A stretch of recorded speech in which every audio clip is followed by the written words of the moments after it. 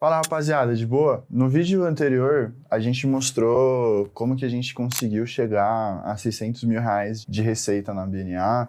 Falamos sobre as nossas margens, a quantidade de projetos e clientes que a gente tem. Talvez uma dúvida é como que a gente consegue fazer essa quantidade de projetos até o mês passado em 2 únicas pessoas. Então, em 2 únicas pessoas, a gente estava tocando mais ou menos ali 10 projetos. Agora, para 2026, como a gente tem bastante projeto no pipeline já, a gente contratou mais pessoas agora, obviamente. Mas qual que é o objetivo aqui? Então, a gente vai abrir o nosso setup de como a gente coda com IA os nossos projetos. Os nossos projetos são relacionados a sistemas de IA, são relacionados a sistemas de IA, mas a gente faz front-end, a gente tem um back-end, então, de modo geral, isso funciona para qualquer projeto de software que vocês estejam tocando. E o foco aqui é realmente mostrar para vocês que é muito mais simples do que parece. Óbvio que, cara, em 2 anos a gente mudou muito o nosso setup, como que a gente está usando o nosso sistema para entregar os projetos, mas é muito mais sobre o sistema que você monta, a documentação que você faz, do que ferramentas de IA mágicas mesmo. Então, bora lá. Qual que é o nosso setup aqui na BNA, tá? A primeira parte muito importante, como que você configura a sua IDE e qual IA você está usando para ajudar ali na sua IDE. Então, aqui tem 1 bilhão de opções. Você pode usar o VS Code com Copilot, talvez. Você pode usar o Cursor, que já tem os dois. O Tray, o Windsurf. Tem 1 bilhão de opções aqui para a gente escolher na parte de IDE. E aí, na parte de IA, tem o Copilot, que funciona nas outras também, né?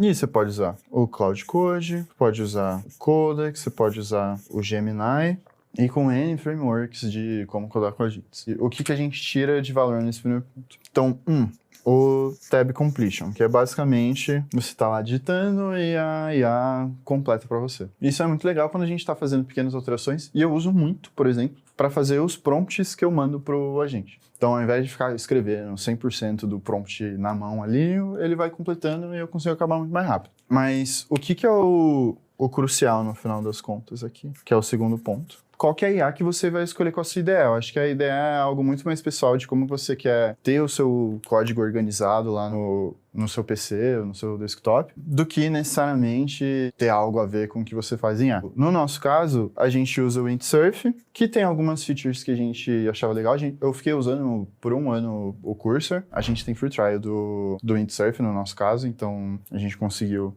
por um precinho legal e a gente começou a testar e a gente vem gostando bastante. Mas de longe eu não vejo que é algo que, mudou a nossa vida usar o Windsurf. Não, é a mesma coisa que o Cursor, basicamente, tá? Que é a mesma coisa do Tray, que é a mesma coisa do VS Code. Às vezes eu tô usando o VS Code com o Windsurf. E a segunda parte são os agentes de IA. Eu acho que aqui é realmente a parte mais importante, tá? Então, por que esse segundo ponto é importante? Tanto faz se você está escolhendo o Copilot, o Cloud Code, Codex ou Gemini. Qual que é o importante mesmo? É como você organiza e instrui a IA. O que isso quer dizer? Vou colocar exemplos do Cloud Code, que é o que a gente mais usa. A gente acaba tentando não testar várias ferramentas e vários agentes ao mesmo tempo, porque ao longo desses últimos 2 anos eu percebi que o meu foco em usar o que a gente já está usando muito, muito bem, normalmente vale mais a pena do que a gente ficar testando 893 ferramentas esperando que ela funcione milagrosamente, sabe? Então, o nosso foco hoje é pegar o nosso setup, que era Cursor e agora virou Windsurf, com Cloud Code e fazer ele da melhor forma possível. Então, dentro do Cloud Code aqui, o que é muito importante? Então, tem os próprios agentes. Então, o que são esses agentes? Então, imagina que o Cloud Code é uma pessoa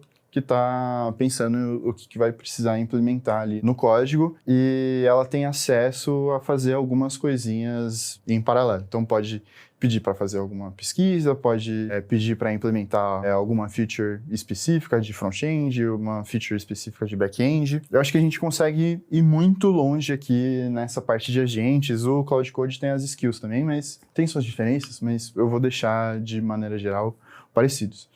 Boa, gente. 30 segundinhos rapidinho aqui. Só vou pedir para vocês darem um like, se inscreverem no canal. O canal é novo, a gente tá subindo mais ou menos um vídeo por semana, mas a gente quer subir para 2, 3 ou 4, quem sabe. E o mais importante é que vocês comentem pra gente conseguir, cara, meio que construir junto esse canal. Coloquem comentário do que vocês acharem do vídeo, o que a gente pode mudar, quando que vocês preferem que a gente poste, sugestão do que a gente pode fazer, coisas que a gente pode ajudar vocês nos vídeos. Então, mano, por favor aí, ajuda pra caramba, gente. Valeu! O que é importante nesses agentes, tá? Quanto mais pessoas você tem na sua equipe, e é por isso que a gente nem usa tanto isso, vira cada vez mais importante terem prompts mais claros pra gente conseguir consistência. Então, independentemente se sou eu fazendo ou se é um desenvolvedor muito mais júnior que eu, a gente está usando os mesmos agentes, com os mesmos prompts, e isso ajuda muito mais a gente ter uma consistência do nosso código de uma maneira mais rápida, sem ter que ficar revisando um milhão de coisas. Então, esse é o primeiro ponto muito importante dos agentes, na minha percepção. Não é conseguir fazer mais rápido, não é fazer melhor, é conseguir com que mais pessoas, ao mesmo tempo, consigam fazer as mesmas coisas com mais consistência e não dê mais trabalho depois, sabe? Então, a gente tem um trabalho interno de toda vez que a gente vê que a gente está sempre subindo features parecidas, ou que a gente, para todo projeto, a gente precisa buildar isso, Então a gente gasta o tempo criando um agente, é o agente para criar os endpoints da API, é o agente para definir o database. Então, assim a gente garante que todos os endpoints estão feitos da mesma forma, todos os databases estão configurados da mesma forma, e isso facilita muito. A segunda parte são os prompts em si. Acho que a maior diferença entre ter um time muito grande, tem, sei lá, 15 desenvolvedores no meu time, e sou eu e mais uma pessoa só. Então, qual que é a diferença entre esses dois? Se você tiver um time com 15 pessoas, eu realmente acho que você precisa investir muito nessa parte daqui de agentes. Porque, cara, é um caos você conseguir gerir 15 pessoas e garantir que todo mundo está entregando a mesma qualidade. Se você tem os agentes muito bem definidos dentro do seu setup, a chance disso acontecer aumenta muito. Só que tem um esforço de organização e desenvolvimento muito maior. Se você é basicamente sozinho ou tem alguma outra pessoa te ajudando, eu focaria muito mais em fazer prompts melhores. Que tá só você e um outro dev ou mais outros 2 devs, vocês conhecem muito bem sobre o repositório, sobre como que funciona, essa parte de, putz, preciso aumentar o contexto pra IA. Porra, tu já sabe sobre o repositório, você já tem esse contexto, você só passa ele muito bem definido direto no prompt. Não fica criando um monte de markdown no seu repositório para explicar não sei o que lá. Você pode fazer isso. Vai te dar um trabalho considerável fazer essa organização. Então eu acho que o método mais eficiente é você gastar muito tempo junto ali com o seu time pequenininho, desenvolvendo os prompts e ajudando a sua equipe a desenvolver os prompts, do que ficar fazendo um monte de over-engineering com vários agentes, skills e coisas do tipo. De novo, se o seu time é muito maior, aí sim, eu acho que vale a pena esse esforço. E o terceiro ponto, que eu acho que é bem importante, e aí ele realmente independe se o seu time é pequeno ou se o seu time é grande, são os MCPs, que são realmente muito importantes. Então, a gente tem um MCP para colocar as nossas coisas no Linear. Eu tenho um MCP no meu Cloud Code que me ajuda a organizar a agenda.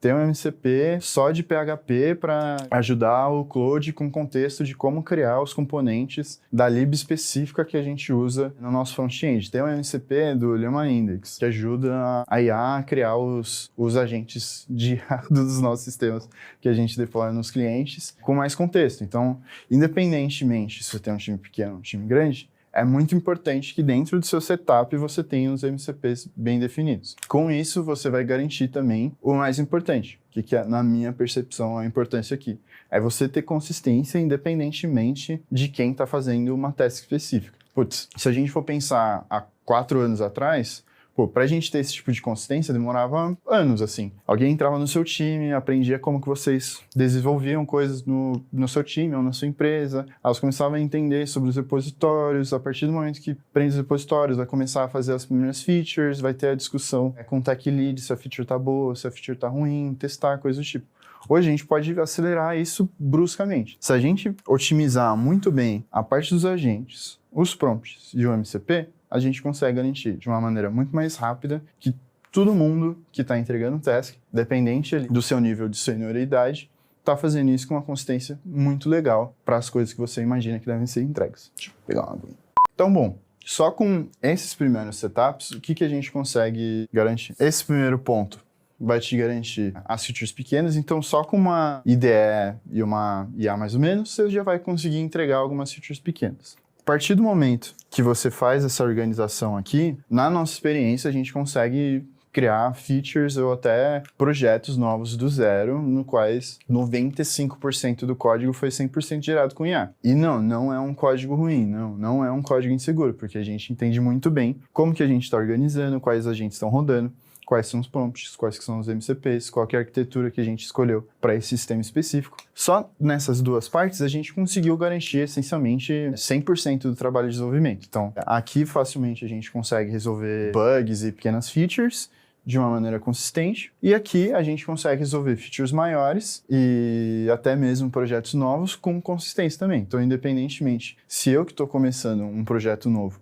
ou se é um desenvolvedor um pouco mais júnior, a gente vai conseguir uma consistência muito maior do que a gente tinha há 5 anos atrás. Não quer dizer que o que eu entrego é a mesma coisa que um Dev Júnior entrega. A única coisa é que está muito mais fácil do Dev Júnior entregar algo muito melhor do que ele entregava antes. E aí, qual que é o último pulo do gato que a gente começou a integrar dentro do nosso setup? São agentes independentes. Aqui você pode usar o próprio Copilot, Cloud Code, Codex ou Gemini, mas você vai estar usando eles para eles irem da abertura de uma task até o PR e eles fazem tudo literalmente sozinho. De novo, se você está organizando muito bem tudo que você está fazendo e como que você está gerando os prompts para cada uma das coisas, possivelmente você vai chegar num ponto de tipo, putz, essa task tem que rodar com esse prompt, essa task tem que rodar com esse outro prompt, essa task tem que rodar com esse prompt e esse agente. A partir do momento que você chega nesse momento, é basicamente um trabalho repetitivo. Uma vez que ele virou repetitivo, você pode simplesmente virar para uma dessas IAs, e aí eu acho que eu adiciono o Devin aqui também. O Devin aqui é muito mais porque as features dele eu acho que deixa muito mais fácil fazer esse setup de agentes independentes, porque ele já tem acesso ao browser dele, você consegue setar o que vai ser a máquina dele, você consegue organizar para todas as pessoas da empresa, tipo, todos os playbooks e como as coisas deveriam ser feitas. Eu acho que é razoavelmente mais fácil.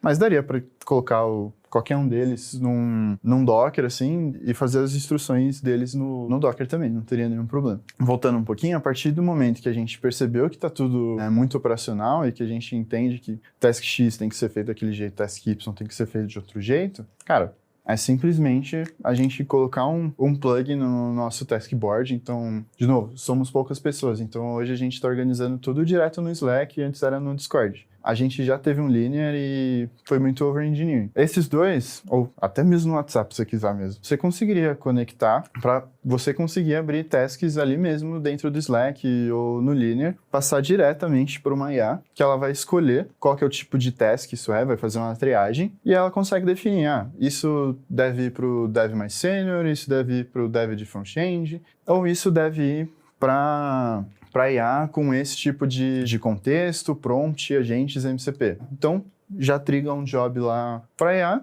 e ela vai criar o PR desde a task ali até realmente chegar no PR para alguém revisar e testar aquilo. Então, tipo, quando a gente junta esses 3 pontos, o que eu acho muito legal, tá? Então, quando a gente está falando de desenvolvimento de software e principalmente de projetos de zero, né? Tem algumas fases isso. Então, tem o escopo, aí vai ter uma V0 do projeto, vai ter as iterações, até chegar num ponto que ficou legal, vai lançar o projeto de fato, e aí é suporte, certo? Então aqui são reuniões, não tem muito o que fazer, tipo, tem algumas coisas que ajudam a fazer transcrição, mas de modo geral são reuniões, então, cara, não tem muito o que inventar. Essa V0, se o seu setup da IDE com a IA, os agentes, prompts, e MCP estiveram bem definidos, um dev mais IA consegue fazer bem. As iterações, infelizmente, são reuniões de novo. É difícil evitar isso, mas aqui a gente já pode separar em dev mais IA e só IA. Então, se é algum ajuste que a gente precisa fazer no nosso projeto, que a gente já fez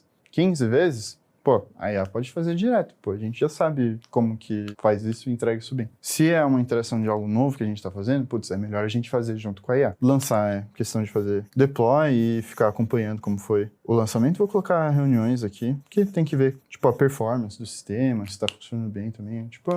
É um negócio meio mais humano com humano do que com código. E o suporte, ele vira isso daqui também, né? Então vai ter IA e dev mais IA. Só que no nosso caso, tipo, ele é muito mais isso daqui hoje, entendeu? Então, o nosso time, de modo geral, não fica tanto tempo alocado agora com coisas de suporte. Porque, putz, 2 dias lá, recebem os tickets. Se tá fácil, já sobe lá direto e já faz os testes. E se for algo que fez 15 vezes já, tipo, a gente solta lá pro Devin ou pro Cloud Code direto. Então, o que eu acho que é muito, muito, muito legal desse setup é que a gente consegue focar os nossos esforços muito mais pra cá, que é, tipo, onde realmente consome a inteligência do ser humano, entendeu? Tipo, cara, o projeto não existe, a gente precisa começar um projeto do zero, pensar como isso funciona pro cliente, o que a gente precisa pensar de arquitetura, quais são os use cases deles, quais as telas tem que ter, tipo, aqui é um esforço humano muito maior, entendeu? E a gente tá conseguindo hoje colocar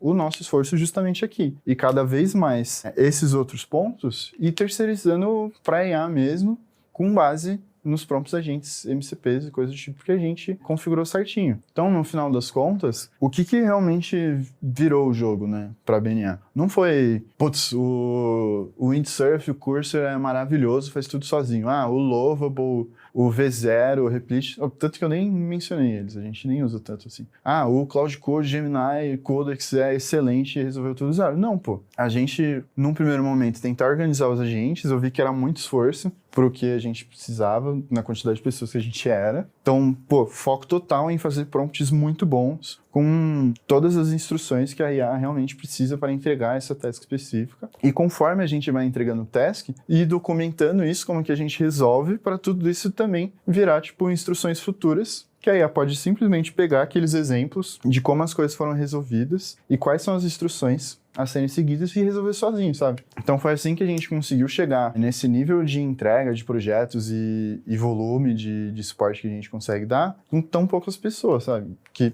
não seria realmente possível 3, 4 anos atrás. Tipo, não seria possível 2 anos e meio atrás, na verdade. Mas eu acho que essa é a importância do vídeo. Se ficou alguma dúvida e se querem que eu entre com um pouco mais de detalhe em alguma das partes do setup, cara, avisa e valeu, gente.